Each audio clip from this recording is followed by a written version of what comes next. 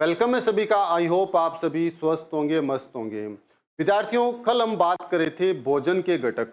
कक्षा 6 विज्ञान एनसीईआरटी का पहला जो चैप्टर है, पहला जो अध्याय है भोजन के घटक, उसको हम पढ़ रहे थे। उसके 2 सेशन हमने कंप्लीट कर दिए थे।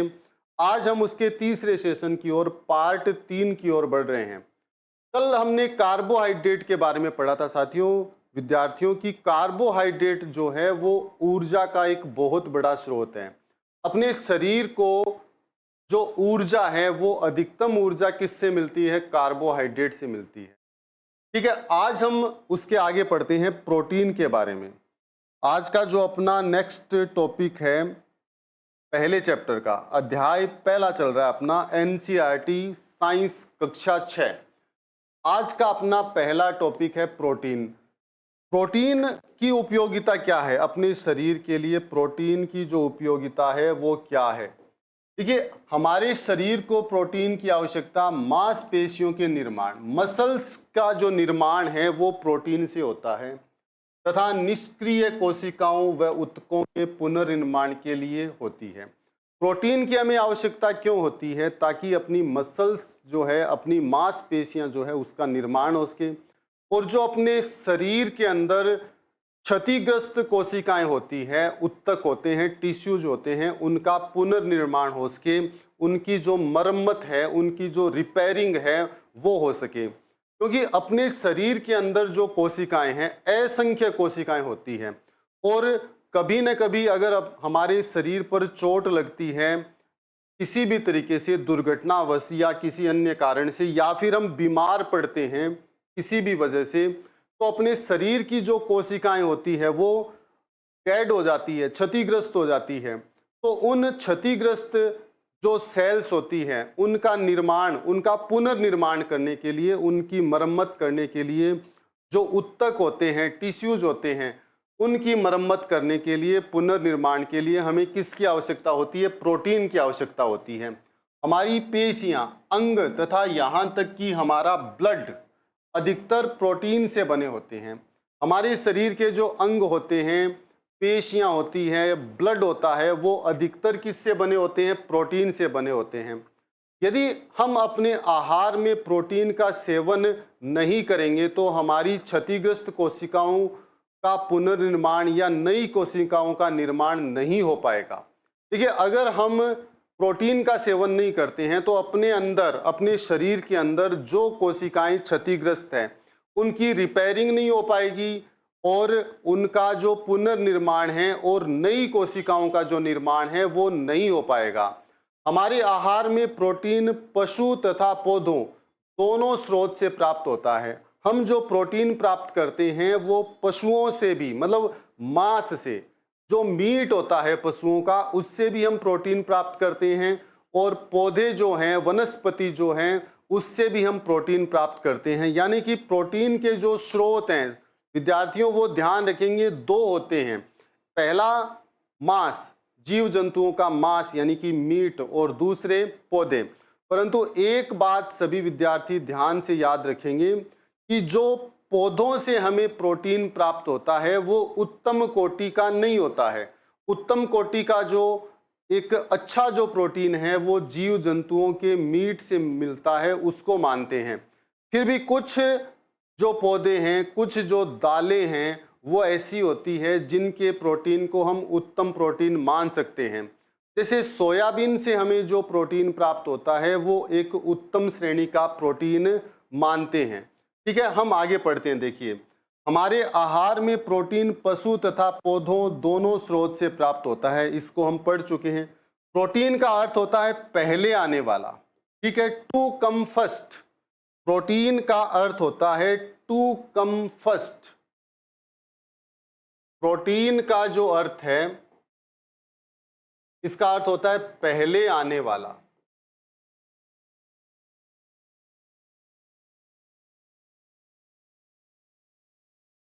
To come first. देखिए, प्रोटीन जो शब्द है ना विद्यार्थियों, ध्यान रखेंगे, प्रोटीन जो शब्द है वो ग्रीक भाषा के, प्रोटीन शब्द ग्रीक भाषा के प्रोटियोस शब्द से बना है। प्रोटीन शब्द किससे बना है? ग्रीक भाषा के प्रोटियोस शब्द से बना है। और ग्रीक भाषा में जो प्रोटियोस है उसका अर्थ होता है पहले आने वाला, यानी कि टू कम फर्स्ट, ये प्रोटीन का अर्थ होता है। ठीक है, तो पहले आने वाला, क्योंकि प्रोटीन अन्य पोषक तत्वों में एक महत्वपूर्ण तत्व है। पानी के बाद शरीर का सबसे बड़ा घटक प्रोटीन होता है। पानी सबसे बड़ा घटक मानते हैं विद्यार्थियों, और पानी के बाद जो शरीर का सबसे बड़ा घटक होता है वो प्रोटीन होता है। तो प्रोटीन शब्द जो है वो किससे मिलकर बना है? प्रोटियोस से बना है। सभी विद्यार्थी इसको ध्यान रखेंगे, ग्रीक भाषा का एक शब्द है प्रोटियोस, उससे ये शब्द बना है। केसिमीर फंक एक नाम, अगर सभी विद्यार्थी, क्योंकि आप क्लास 6 के विद्यार्थी हैं, इतने मैच्योर नहीं हैं, फिर भी एक नाम याद रहे सभी विद्यार्थियों को, तो ध्यान रखेंगे केसिमीर फंक। केसिमीर फंक ये जो वैज्ञानिक थे, इन्होंने ही प्रोटीन शब्द का सर्वप्रथम प्रयोग किया था। सर्वप्रथम प्रोटीन शब्द का प्रयोग करने वाले जो साइंटिस्ट थे वो कौन थे? केसिमीर फंक थे। आगे बढ़ते हम। जैविक क्रियाओं में प्रोटीन की प्रमुख भूमिका होती है। ठीक है, जो जैविक क्रियाएं होती है उनमें प्रोटीन की एक बहुत बड़ी भूमिका होती है, एक बहुत बड़ा रोल होता है। आयु विभिन्न आयु वर्ग के को दैनिक औसतन 60 ग्राम प्रोटीन की आवश्यकता होती है। बाल आयु वर्ग, ठीक है, बाल बच्चों को, यानी कि किशोर अवस्था में जब बच्चे होते हैं तो उनको औसतन 60 ग्राम प्रोटीन की आवश्यकता होती है प्रतिदिन। प्रतिदिन कितना प्रोटीन प्रत्येक बालक को, किशोर को चाहिए? 60 ग्राम। प्रोटीन प्राणियों व वनस्पति दोनों ही तरह के खाद्य पदार्थों से प्राप्त होता है। मुख्य रूप से प्रोटीन किससे मिलता है? मांस, मछली, अंडे, दूध और दूध से बने उत्पाद जैसे मावा है, पनीर है, इन सब से हमें, दही है, इन सब से हमें क्या मिलता है? प्रोटीन मिलता है। ठीक है, तो प्रोटीन का जो स्रोत है वो कौन है? प्रोटीन का जो स्रोत है वो मांस है, मीट यानी मछली, अंडे, इसके अलावा वनस्पतियों में विभिन्न जो दालें होती है, दालों से भी हमें क्या मिलता है? प्रोटीन मिलता है। और दूध, दूध के जो उत्पाद हैं इनसे भी क्या मिलता है? प्रोटीन मिलता है। ठीक है, तो प्रोटीन के बहुत सारे स्रोत हैं। और बाल्य अवस्था में, बाल अवस्था में जो प्रोटीन है वो कितना चाहिए? प्रतिदिन 60 ग्राम जो है वो प्रोटीन की आवश्यकता होती है। इस चित्र में जो प्रोटीन के स्रोत हैं उनको दर्शाया गया है। ठीक है, आगे बढ़ते हैं हम। ठीक है, मध्यम मात्रा में सूखे मटर, अनाज, दालें एवं सब्जियों से भी प्रोटीन मिलता है।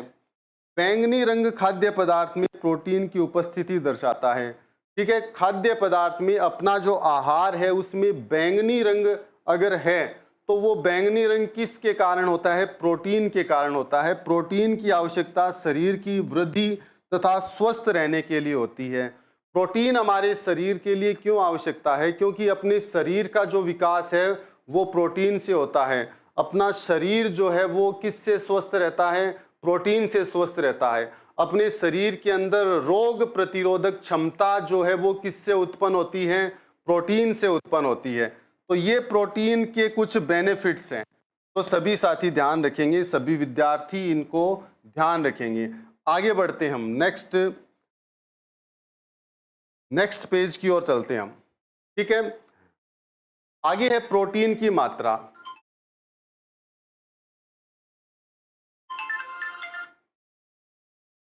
प्रोटीन की जो मात्रा है उसके बारे में हम बात करते हैं।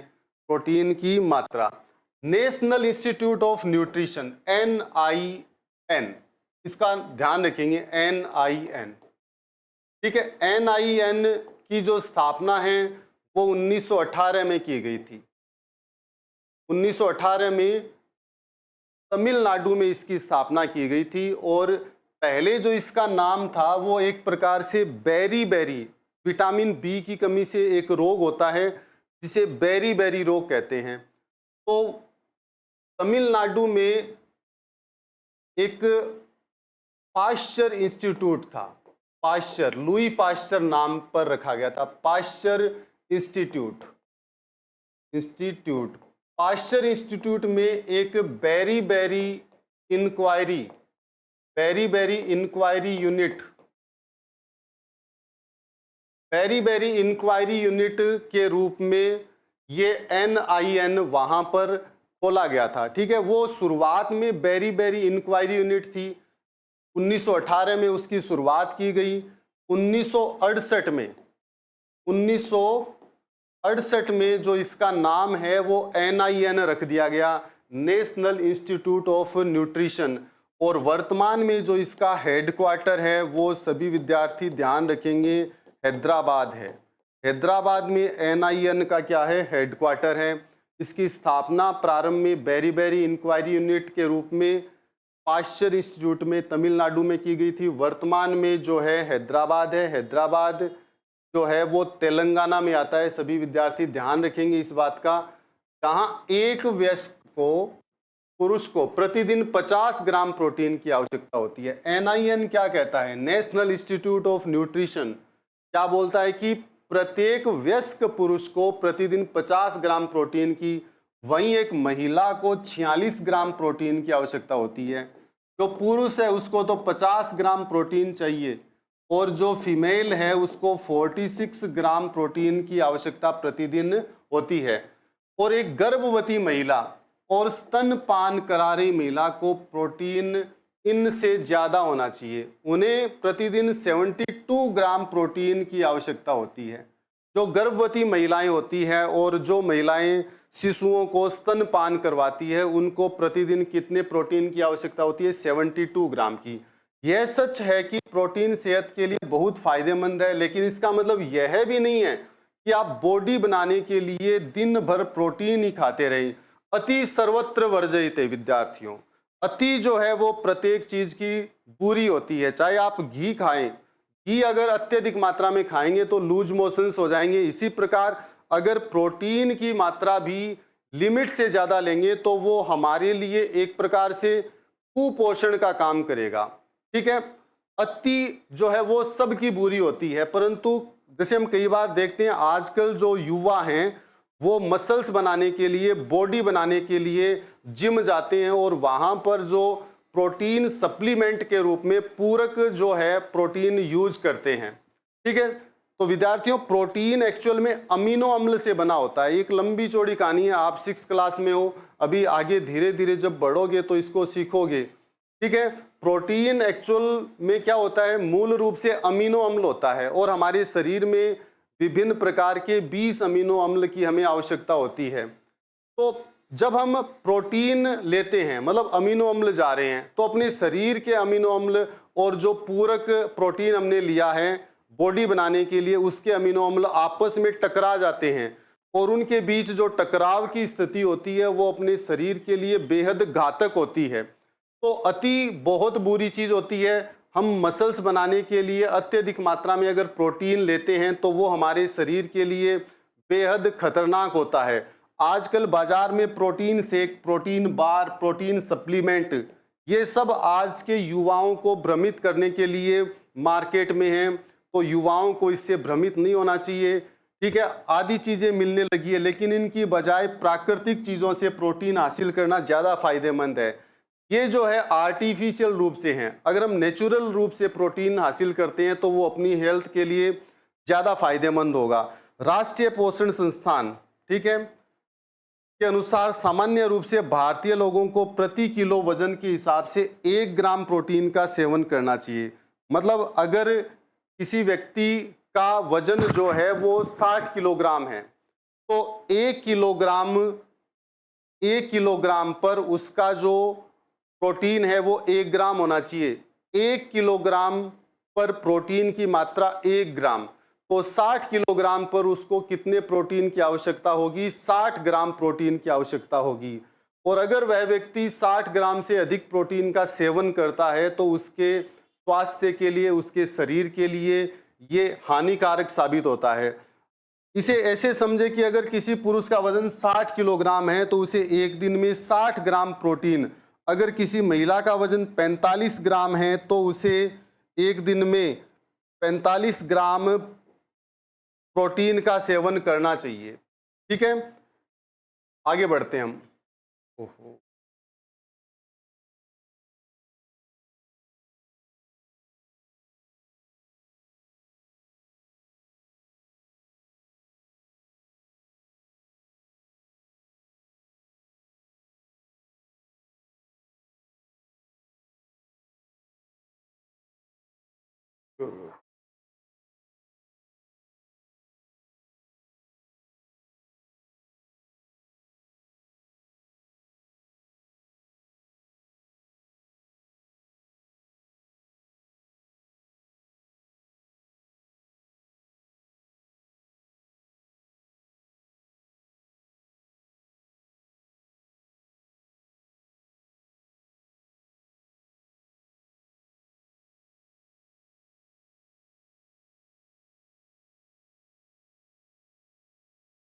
ठीक है विद्यार्थियों, आगे देखिए। तो एक 60 किलोग्राम के व्यक्ति को जो प्रोटीन है उसका उसकी मात्रा कितनी होनी चाहिए? उसकी जो मात्रा है वो 60 किलोग्राम के व्यक्ति के लिए प्रतिदिन 60 ग्राम प्रोटीन आवश्यक होता है, और 45 किलोग्राम की अगर एक महिला है तो उसे प्रतिदिन 45 ग्राम प्रोटीन की आवश्यकता होती है। हालांकि नवजात शिशुओं, युवाओं और गर्भवती महिलाओं को रोजाना के लिए जरूरी प्रोटीन की मात्रा बदल भी सकती है, क्योंकि शिशु है, युवा है जो हार्ड वर्क करते हैं, और जो गर्भवती महिलाएं हैं, स्तनपान कराने वाली जो महिलाएं हैं, उनके लिए जो आवश्यक प्रोटीन की मात्रा है वो चेंज हो सकती है। जैसे कि बच्चों और गर्भवती महिलाओं को थोड़ी अधिक मात्रा में प्रोटीन चाहिए होता है। हमारी राष्ट्रीय पोषण संस्थान ने उम्र और लिंग के आधार पर भी प्रोटीन की रोजाना की जरूरत निर्धारित की है।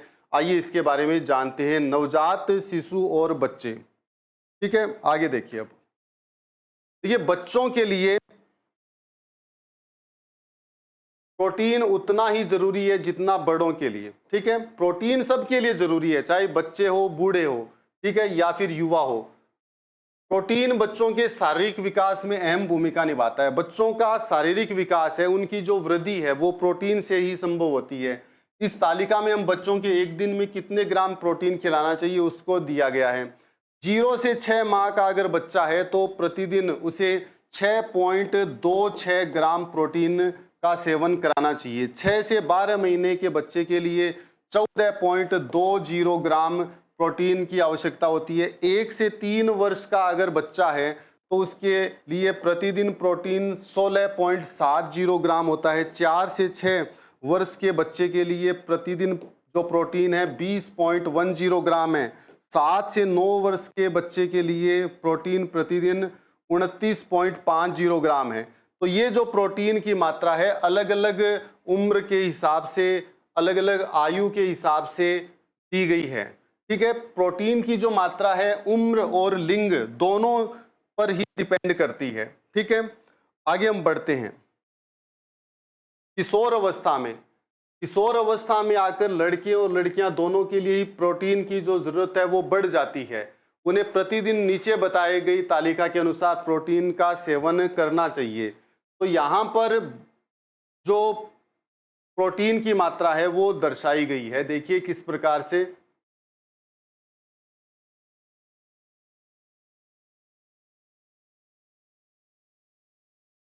ठीक है, 10 से 12 साल का पुरुष है तो 39.90 ग्राम, ठीक है, पुरुष के लिए है ये।